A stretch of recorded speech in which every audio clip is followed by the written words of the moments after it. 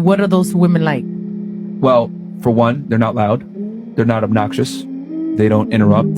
They don't interject. They just have more feminine.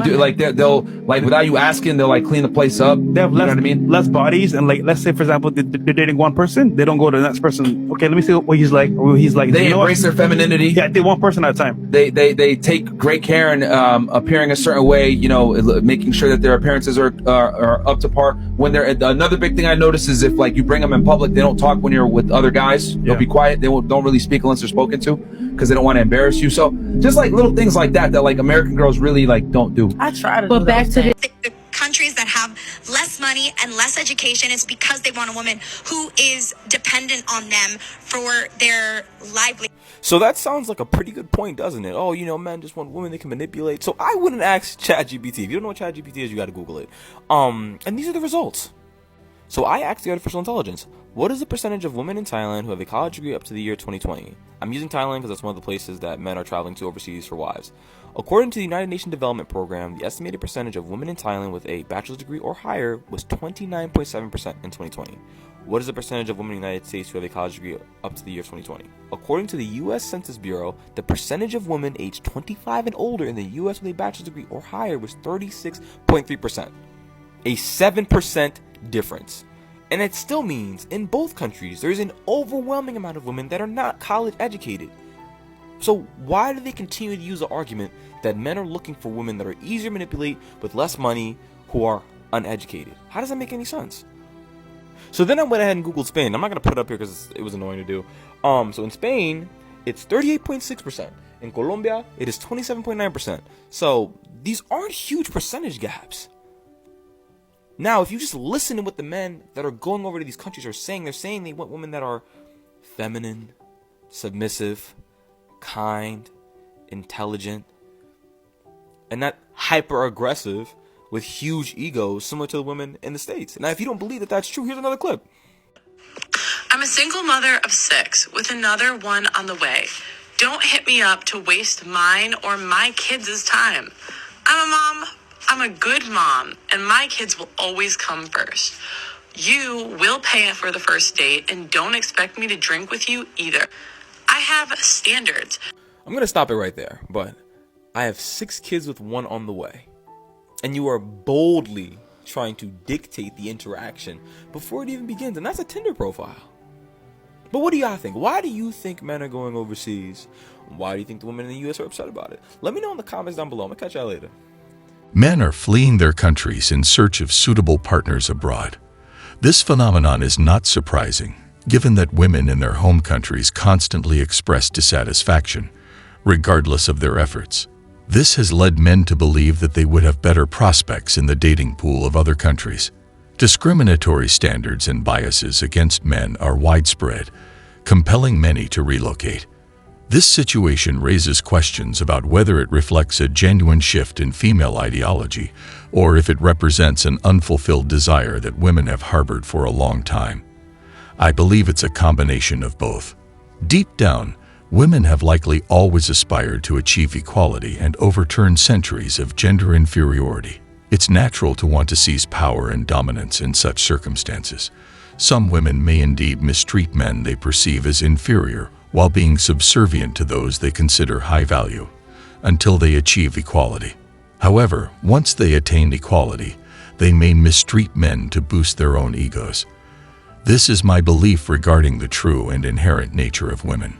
It serves to explain why, in many Western societies today, modern women reject traditional gender roles that position men as leaders and women as followers. Embracing their feminine side is seen as oppressive, and they applaud women who adopt masculine attributes to assert dominance over men. Are they simply conforming to the ways of modern women, or are they following their true desires that have been present all along? Ultimately, it comes down to the ideology of the modern woman, which ideally suits them during their teenage years and up until their mid-20s, particularly in terms of achieving financial success. If they are ambitious and prioritize a career over settling down with a man or starting a family, this ideology aligns perfectly with their goals. However, if they wish to start a family, this ideology contradicts their desires for the rest of their lives. leading to problems. They come to a realization that they cannot have everything, and this is when they begin blaming men for every setback in their lives. When things don't go exactly as women desire in terms of career, relationships, and overall life, they expect the situation to magically resolve itself. Women are not wired to envision themselves living alone in old age. They seek a partner as a financial safety net, allowing them to live their lives in tranquility without the need for a nursing home. Ironically, many modern women claim they don't need a man, yet they depend on them for various aspects of their adult lives. Men come in the form of boyfriends, lovers, and sugar daddies. This is the straightforward reality today. Men are simply exhausted by the modern woman who makes it nearly impossible for them to enjoy a pleasant date. Their incredibly high standards push men to look elsewhere. To top it all off, if a man does manage to commit to a woman, there's a strong likelihood that he will receive minimal effort from her. A sorry state of affairs exists in the bedroom, characterized by constant complaining, lack of respect, and divorce. Men experience the unfortunate outcome of having their life savings and children taken away, serving as the final blow. These circumstances are driving men to seek women abroad, a concept I don't fully believe in but can certainly comprehend. I have personally witnessed how some women exploit men for passport benefits, even dating individuals from first world countries solely to enjoy their financial resources, which they later take back to their home countries. Truly, we live in a strange and cold world. Coming from a third world country, I can attest to this. I had a friend and coworker who earned nearly the same income as me, yet she never seemed to face any financial struggles and always had enough to live comfortably. Meanwhile, I found myself living paycheck to paycheck. Curious about her financial stability, I eventually asked her how she managed it. She revealed that since college, she and her friends would deceive men into paying for their tuition, with these men hailing from countries like the US, acting as their sugar daddies. Yes, you heard that correctly. Men willingly provided them with enough money to cover tuition expenses and lead luxurious lives, purchasing designer bags and clothing. My friend possessed intelligence and foresight, which led her to invest wisely from an early age, ultimately securing her financial well-being. What you must comprehend is that the majority of women are solely focused on ensuring a steady flow of money. If you believe that dating abroad will introduce you to a different type of woman, think again. I have witnessed numerous real-life instances where men have been deceived by women in foreign countries. It is time to listen to the accounts of men who have relocated to find committed wives. Over the past 50 years, there has been a significant shift in the perception of gender roles, and very few individuals genuinely grasp the inherent roles each gender is meant to fulfill for a harmonious and balanced life. With so many people confused about their roles, ideologies such as that of the modern woman are certain to disrupt the natural order of peaceful living as it was intended. For example, the concept of chivalry was originally intended as a positive attribute. In corporate America, a business leader who would open doors for both male and female employees used to command respect. However, nowadays, it has lost its significance and fails to impress anyone, at least in the United States. It may still be considered chivalrous in foreign countries where traditional gender roles hold some value. Dating, or what it used to be, is now deceased. It has transformed into a matter of who can provide, and for what purpose. The rise of sugar daddy apps has further tainted the dating scene, solidifying the points we are discussing. These apps thrive on the new roles defined by modern women, who engage in relationships purely for personal gain without any commitment. The man is expected to spend on her for a half-serious, half-entertaining interaction. Relationships have become entirely transactional, resembling a give-and-take barter system. Men are burdened with numerous expectations and criteria in order to fulfill women's checkboxes. Height, attractiveness, possessing the right type of vehicle, bank balance, humor, and surpassing other men in terms of success are just some of the requirements. The list goes on.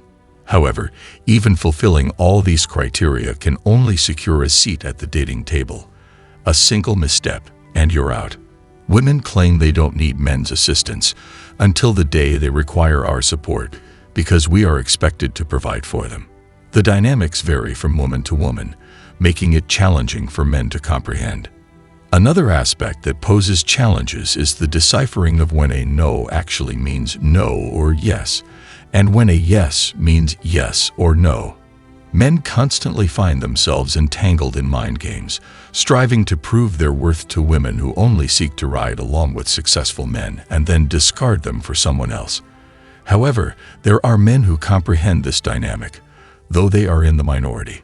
Men who venture abroad appear to have a higher chance of navigating this game successfully because financially unstable women lack the luxury to engage in such manipulations.